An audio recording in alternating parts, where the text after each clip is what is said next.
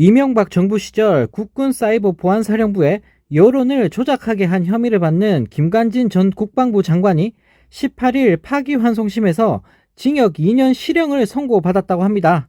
네, 그런데 너무나 황당하게도 재판부가 도망의 우려는 없다라며 법정 구속을 하지 않았다고 하는데요. 법원은 김관진 전 장관의 댓글 공작 등 정치 관여 혐의와 대선 개입 수사를 무마하려 한 혐의를 유죄로 판단했다고 합니다.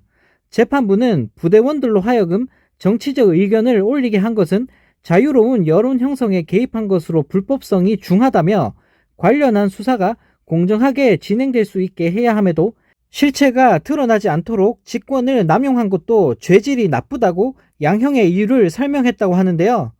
김 전 장관은 2012년 총선과 대선을 전후로 임관빈 전 국방부 정책실장과 김태효 전 청와대 대외전략기획관과 함께 군 사이버사령부 부대원들을 동원해 당시 정부와 여당을 옹호하고 민주당을 비난하는 댓글 약 9천 건을 올리도록 지시한 혐의 등으로 기소됐는데요. 네, 그런데 더 황당한 건 윤석열 정부가 징역 2년이라는 실형을 선고받은 김 전 장관에게 국방혁신위원회 민관위원으로 역할을 계속할 것이라고 밝혔기 때문입니다. 앞서 윤석열 대통령은 지난 5월 국방혁신위를 출범하고 김 전 장관을 민간위원 중 한 명으로 위촉했는데요. 김 전 장관은 사실상 부위원장 역할을 하며 국방혁신위에서 핵심 역할을 하고 있고 위원장은 윤 대통령이라고 합니다. 네, 정말 어이가 없습니다. 징역 2년을 선고받은 범죄자를 윤석열 정부에서 지금 데려다가 쓰겠다는 건데요.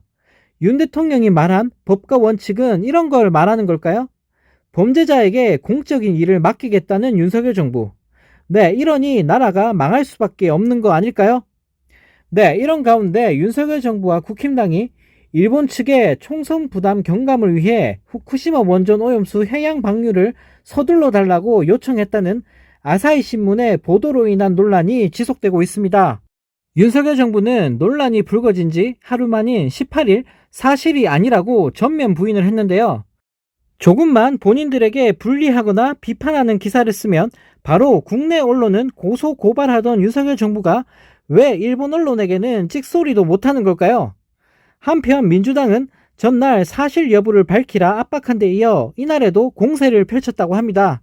보도가 사실이 아니라면 정부 차원에서 아사히 신문에 항의를 하지 않는 이유가 무엇이냐며 윤석열 정부를 강하게 비판했는데요.